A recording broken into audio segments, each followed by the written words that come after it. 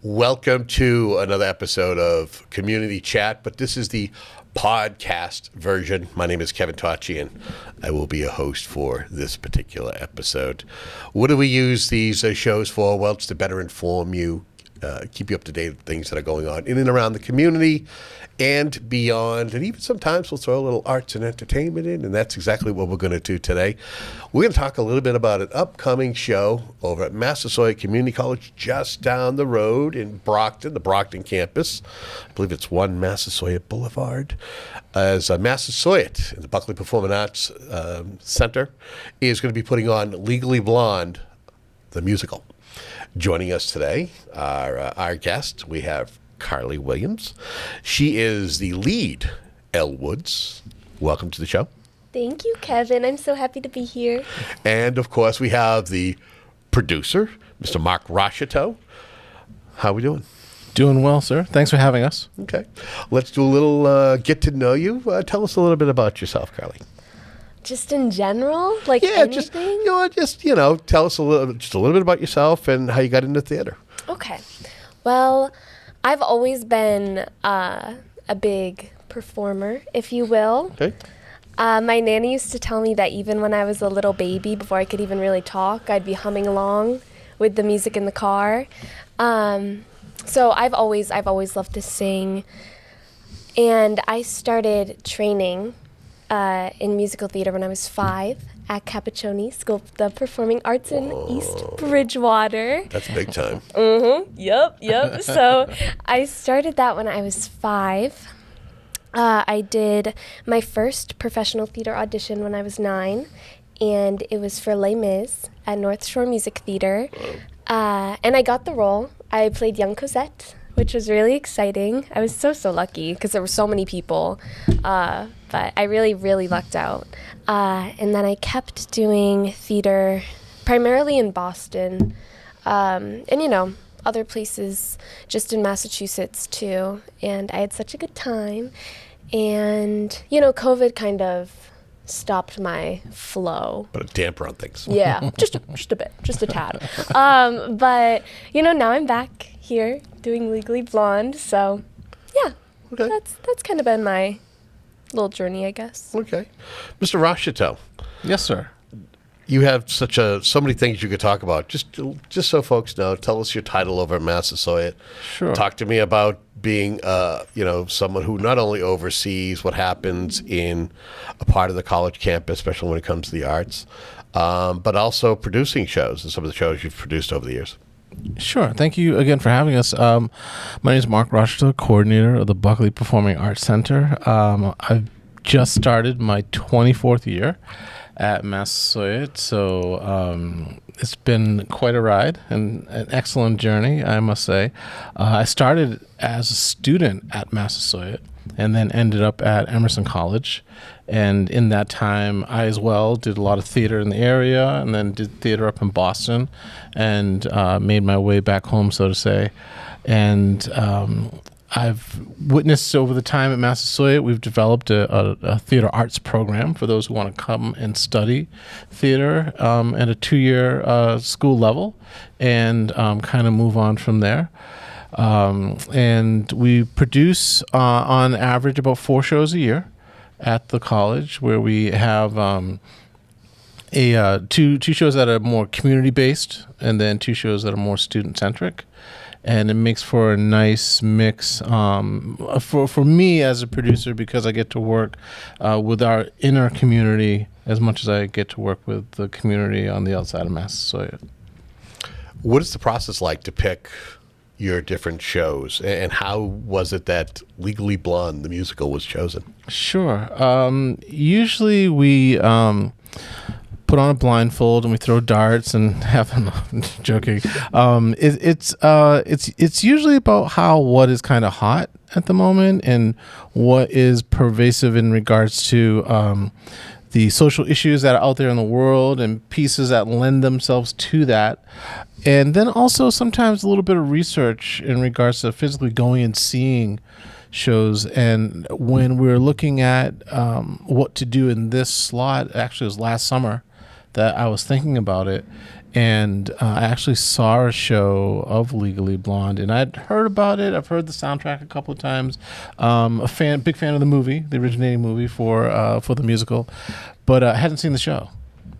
And then I happened to see it over the summer, and because of the nature of what I do, when I see a show, I not only watch the show, but I also watch the audience and how they react and how they invest and enjoy the piece that they're watching, and I found it to be such a great audience experience, as well as a great presentation and a great experience for the actors. And when I'm looking at a show, that is something that's appealing to actors that come into our space and are challenged and worked, and also for the audience that comes in. And not to mention also with Legally Blonde, regarding the social aspect, it touches on some really current issues in regards to women's issues, work equity, Me Too movement. It's all kind of encapsulated in Legally Blonde the musical.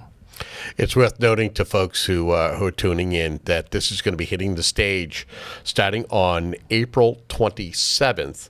It's kind of 2 weekends. So you have a Saturday and Sunday, the 27th, 28th. And then the following week, the second week, you'll have a Friday, a Saturday show, and a Sunday. Sundays are matinees at 3 p.m. The evening shows are 8 p.m. Easy enough if you want to get tickets, 508-427-1234. You also can check out the website, massasoit.edu. Actually, massasoit.mass.edu. Is that correct? Oh, no, I had it correct the first time. You had it right the first time. So again, as I was saying, massasoit.edu/box office. I was looking at the wrong one. I was looking at your email address. I understand. So let's talk a little bit about the process of the cast, of being the lead. What was it like? What did you hear about they were casting for this? And was your mindset Elle or nothing? Or if I don't get Elle, I'll do blank? Well, I was Elle or nothing, but honestly, this show is so good. I probably would have been happy just being cast, but I did really want to be Elle. I did really want to be Elle. So I did have the Elle or nothing mindset because I don't know. I knew what I wanted. But yeah, I'm very pleased.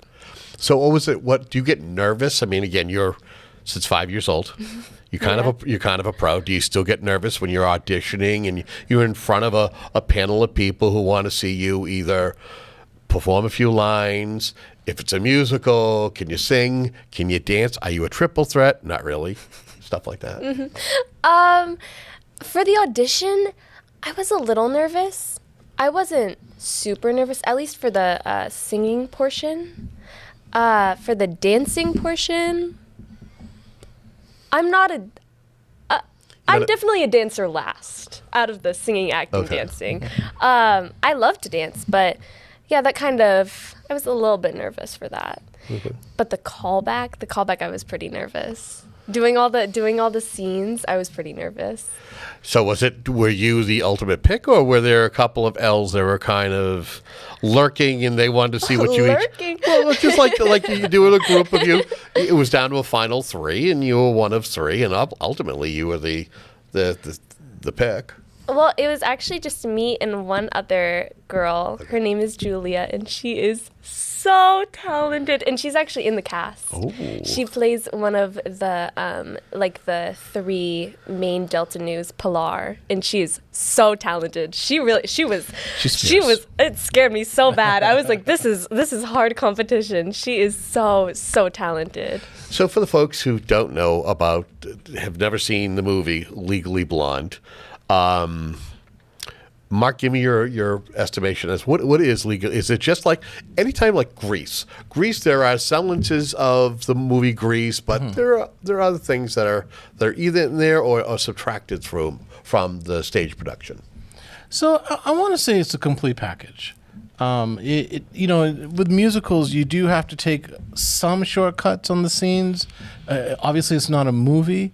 And sometimes when folks go to see Grease, there's a scene in there that's not as accurate to what the movie was, or it's a different location. And sometimes when you go to see the musical version, you should take have a little bit of grace in regards to the differences between that and the movie. But as far as Legally Blonde goes, I feel as though it knocks it out the park, and it's a great compliment to the movie as a musical.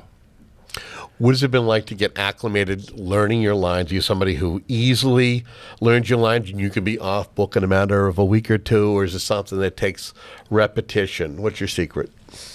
Kind of a mix of both. I've been working on my lines because I feel like a lot of the lines are in songs, and there's a lot of singing in the show. But there's some like legal jargon that I have to spew. So I have to like try and get that in my head. But I do tend to learn lines pretty quickly. Okay. So. Mark, if you will, kind of let's talk about the nuts and bolts. Interesting to see who you have for co-directors. Samantha Briar Jones Sullivan, Nathan Fogg. If folks know anything about Massasoit Community Theater, these two individuals are veterans of many productions. Quite the dynamic duo. I like to fondly say that if there's a Nathan Fogg set, there are a set of French doors somewhere. They will pop up in a scene. Not this show, I have to say. No French doors. I hate to disappoint you. Yeah. Okay, so talk to me. But talk to me about these two. I mean, because these two, they know it all. Sure. So why are they co-directors? So Nathan and Samantha both come to the table with obviously their own set of expertise. Samantha was a trained competition dancer from a wee young age, and when she hit the scene as a production team member, she was straight up as a choreographer. And Nathan has been doing theater since probably before he came out of the womb, and he's an aficionado in theater history, and also he's developed the skill sets as a technical director should have in regards to building sets and whatnot, and just the eye for detail that you want to see in your productions. Just so happens the two of them are really good friends. They're like brother and sister, and they work almost simpatico with each other.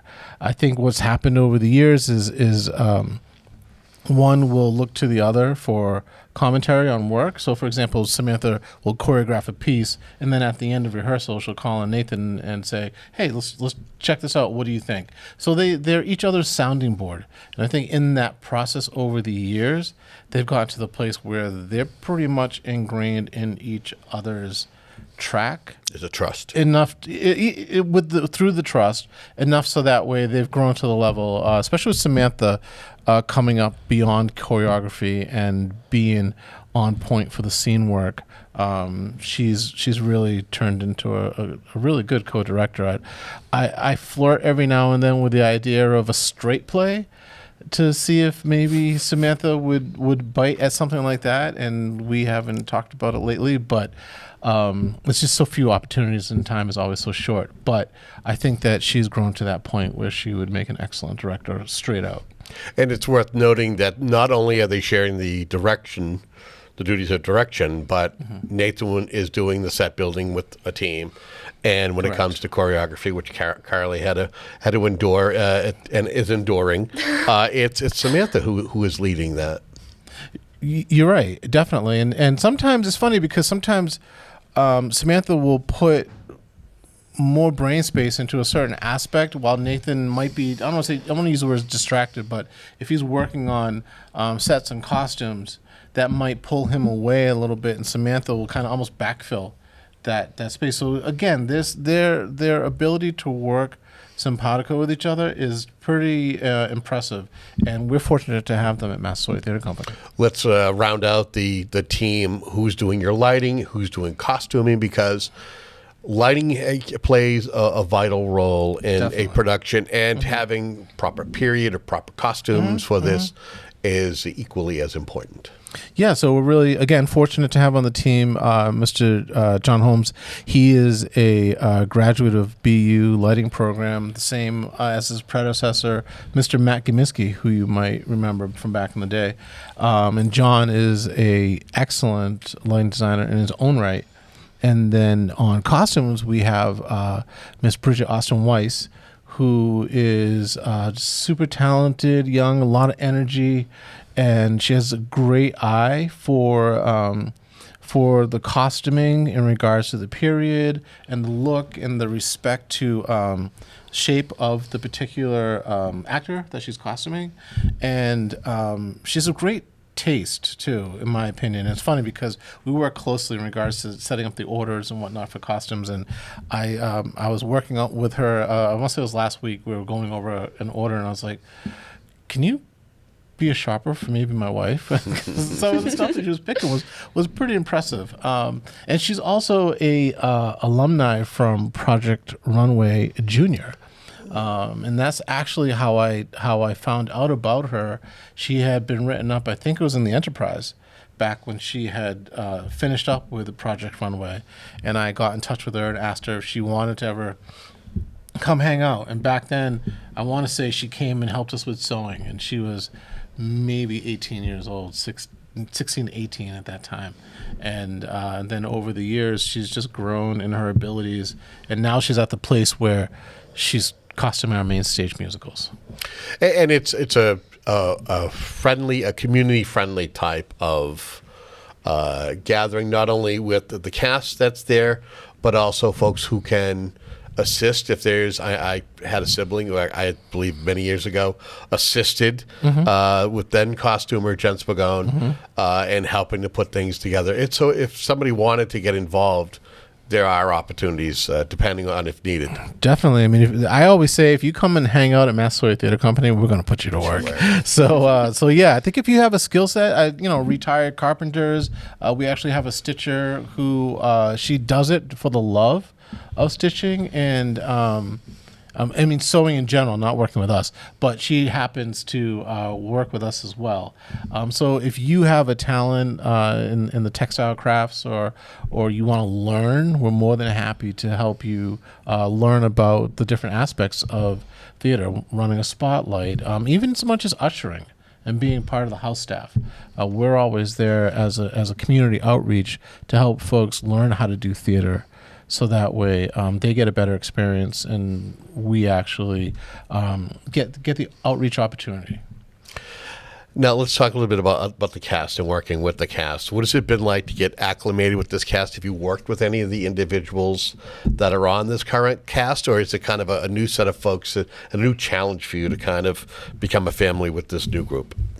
I feel like becoming a family with them has been very easy because,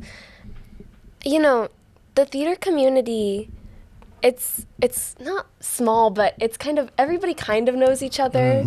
Like there's always some sort of mutual. So, I've known a few of these people for a while. So it's been great to see them again. And all of the people who I didn't know, we're like this now.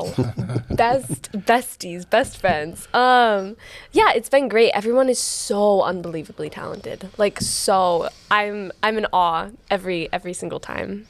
We teased about costuming. You being the lead, I'm sure that there are countless numbers of changes, set changes, and I think it's been rumored that you actually have assistants to help you be able to go from one costume change to the next. The rumors are true. It's a lot because I barely leave the stage. Like there's only so many.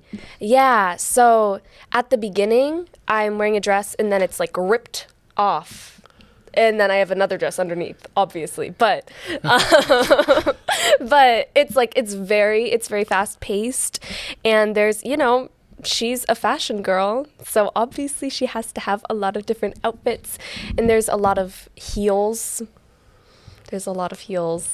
Are you a heel person or not so much? I really love how they look, and I want to be, and I've been working very hard. One night in the middle of the night, I don't think I've told anybody this, but one night in the middle of the night. You just told everybody. Okay, well. Let it be known. I wanted to practice, like I wanted to get used to those heels, so I put on these big like heeled boots that I had and walked up a hill, and I walked around the campus, Stonehill College campus, for like an hour and a half in my big heels to practice. How did it go? It honestly was fine. Yeah. Okay. Yeah. Good. Did my feet hurt a little after? Were they a little aching? Yeah. A little sore, but it's okay. Okay, good to know. Yep. We just got a couple of weeks until the curtain goes up.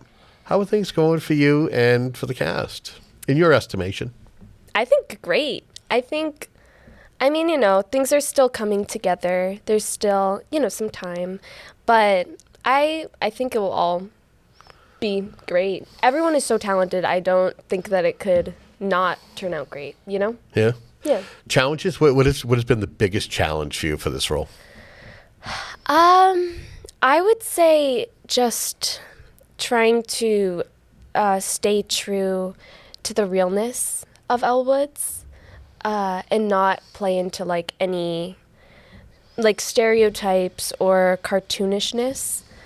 So just like really bringing some reality to the character and grounding her in that. Okay. This is going to be an important question for anybody who's a fan of Legally Blonde. Who plays Bruiser Woods? Is there a Bruiser Woods? There's a Yes, Bruiser Woods. there is a Bruiser Is it really? Woods. How often have you been doing lines with Bruiser? So, oh my gosh, I've done a few. Well, Bruiser's real name is Taffy. So Okay. I've done a few rehearsals with Taffy, and it's so much fun. I just have some cheese in my hand, and I have the cheese, and I have a little clicker, and Taffy runs on, and then I click, and I give the cheese. Taffy loves cheese. Big cheese fan. So, Very, very interesting. yeah, it's fun. I like it. I think it's cool. I've never done anything like that before. Sounds like Taffy's going to gain a couple of LBs by the end of the show. Tiny pieces. Taffy is also tiny, like tiny little adds up. It really does. Yeah, maybe, but Taffy's so small, Oh. so itty bitty. Who is Taffy's owner? Taffy's owner is Mr. Brendan Cawley. He's one of our ensemble members, and he's been more than gracious to incorporate Taffy into the show as Bruiser. And so we're looking forward to it. Taffy has had specific rehearsals with Carly. They have actually their little time blocked off where they practice and whatnot. And Carly and Taffy have been doing a great job. Thank you. And again, if folks are just tuning in, we're fortunate to have Mark Rocheteau, who is the producer of Legally Blonde, The musical. It's a miracle. I remember that. And, of course, Carly Williams, who is Elle Woods. And you're saying, well, why are you mentioning this? Well, this is not only a visual for folks, but also this will be up on our podcast network that Abington Cam has. A reminder as to the shows, curtain goes up on April 27th. That's a Saturday. That's the first show. First weekend is just Saturday and Sunday. And then the following week, Friday, Saturday, Sunday. Friday and Saturday nights, 8 p.m. That's when curtain call is. And then there are matinees at 3 p.m., which again is the 28th of April and May 5th. If you want tickets, massasoit.edu/box office or 508-427, and think of it as easy as 1, 2, 3, 4. It's that easy. I guess I'm going to ask you, being a veteran, not only as the producer and somebody who's produced a lot of shows, you're an actor, you're somebody who has donned the stage from time to time. When you're going in and out of rehearsals, and I'm sure you take a peek, what are you starting to see come together as it coagulates? So one of the things that I love about my job and working with theater, it just so happens that my office is positioned a little bit of ways away from the stage, and there's a series of 3 doors between us, and I actually, when they're in rehearsal on the stage, I'll actually open the 3 doors between my office and the stage, and I can hear them singing. And as the rehearsals progress and we get closer to the show, the singing gets tighter, and I can hear it kind of changing. And I'm a very audio person, anyways. So that aspect of it is my own personal love that in regards to the process. But the other thing that I do as we get closer and we start to have rehearsals, and probably starting this Sunday going forward is I set up a production table in the back of the house, and I start working in the house while the rehearsals are going on, so that way I'm closer to the directing team, and we can kibitz if we need to really quick, or if I need to check in with some actors or the stage management team. We're all in the same space together, and as the show starts to get to that place, we as a team are working together behind the scenes, and the actors are as well, so that way when the curtain goes up, it's kind of like, I don't want to say it's old hat for us, but we've kind of greased the wheels in that sense. So we're at that place of production where they're coming out of the rehearsal halls, they're coming onto the stage, and the team is starting to come together, and we're going to start amalgamating this to something that we can present to the public and have a good time while we do it. Yeah, and just so folks know, if you've never been to the Buckley Performing Arts Center, some 400 and last I knew it was 440, but I think it has expanded a bit. Yes. Well, we got some updated seating, and America has gotten larger, I found. So we were 437 seats, but we are 420 seats now. Okay, and that seats people, and it's ADA compliant as well if somebody wants to. It's grandfathered in, but yes, we can. You always accommodate it. Yeah, we facilitate our handicap folks. And if you don't know where Massasoit Community College is, Route 27 in Brockton, can't miss it, right off of Crescent Street, or you can get it off of Thatcher Street. There's two different ways to be able to do it. Anything I haven't mentioned in regards to the production that you want to kind of share with our audience, Carly? Oh my goodness. I'd just say it's so much fun. Has it been that fun? It's been really fun. It's been really fun. Like last night at rehearsal, we were doing like cheerleading stunts. Just cheerleading stunts. Just getting thrown in the air, you know? Wow. It was so much fun. Like it's so much fun, and it's so fast paced, and it's so I love Legally Blonde. I'm the biggest fan. So. What do you like after the show is said and done? Do you kind of get like sad, like, oh, it's over? Yeah. I mean, yeah.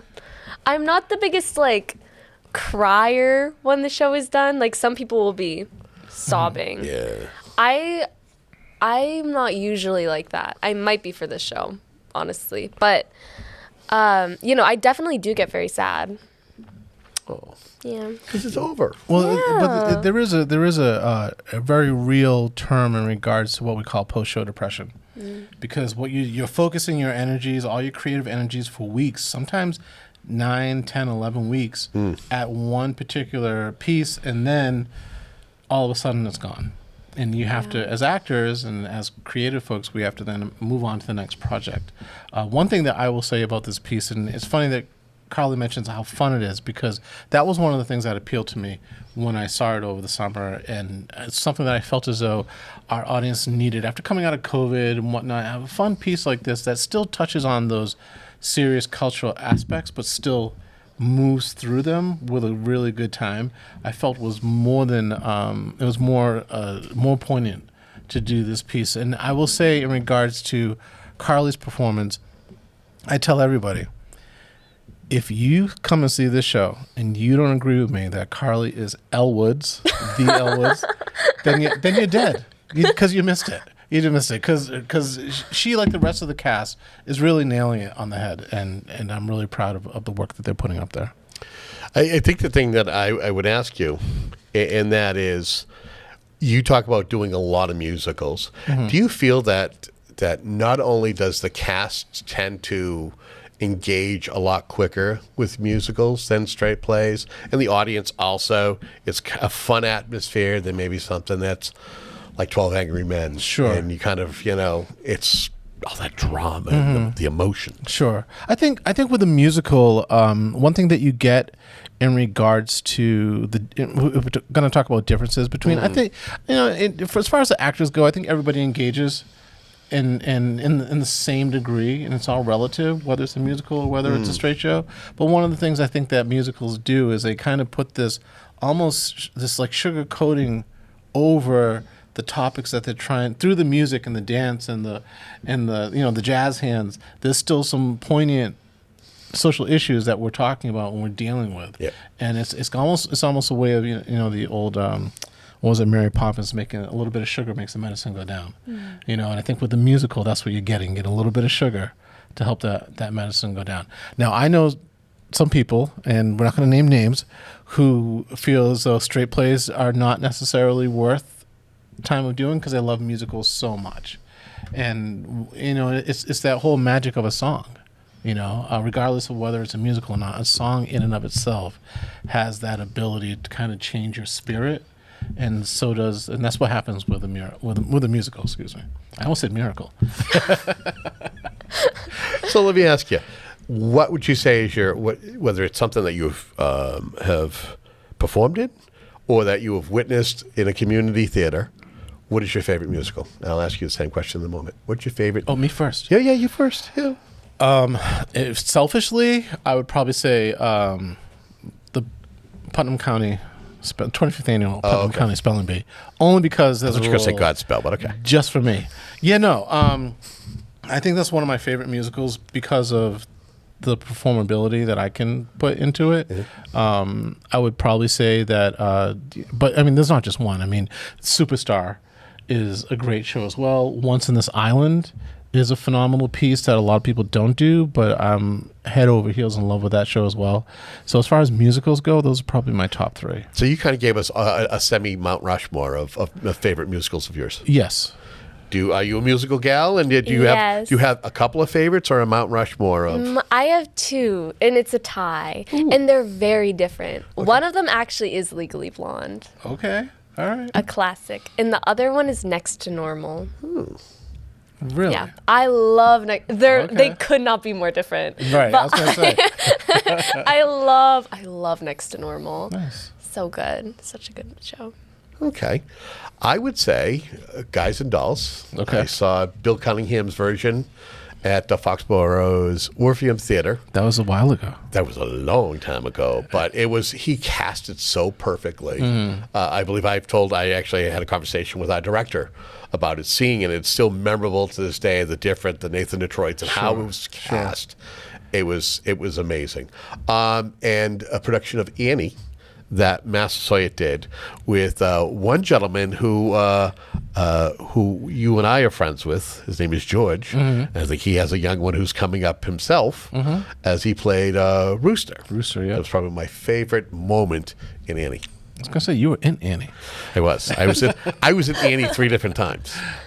Nice. I was, yes. I even missed talking about costume changes. At one point in time, on one of the shows, I missed my mark because I was trying to change out to be the judge. And you actually could see, because I think the TV studio taped that night, you can actually see the ripple of the curtains that are running behind it. I think when you came on, you were still putting a sleeve on, the jacket, I was. Or the robe. They're like, Judge! I'm like, yes, that's me. So, anything that we haven't touched upon that we want to share with our audience who may be viewing or listening to this? Again, I think that coming out to theater in general is always a nice change of pace. We like to we pride ourselves on the fact that Massasoit Theater Company is affordable to our region, and we have ample, spacious parking. And knowing that it's a hotbed of activity when it comes to theater on the South Shore. There are so many, and I would say probably one of the crown jewels here on the South Shore is Company Theater, which everybody has done work with or has performed at or what have you. But having Massasoit right there, and so many others that I could name, it's very good to at least have this and not have to pay the prices to park like it is in Boston. Yeah, I mean, to be able to get in and get out, and maybe go out to dinner and do that under $100 these days is quite the chore. And hats off. I appreciate you mentioning the other local community theaters, because hats off to those who do this work. And one of the things that I've always prided myself, whether it's here or back in my hometown, is the community theaters that are in the area that are doing these works. And we give, of course, Carly the last word. Anything that we haven't mentioned, but you want to say to the audience, whether it's about this performance or the importance of coming and supporting local talent? Oh my goodness, I feel like everything's been said. But come to the show. Totally come. It'll be really fun and awesome and great. Yes, you get to see her as Elle Woods, which is fantastic. And again, just a reminder, this is going to be hidden the stage on April 27th and runs until May 5th. You want to find out more information, give them a call for tickets, 508-427-1234, massasoit.edu/box office on the Brockton campus for Massasoit Community College. And Buckley Performing Arts Center. That's where it's all going to be taking place. And a little bit of a toast for all, one and all, as we say goodbye. Cheers. Cheers. Have a great night.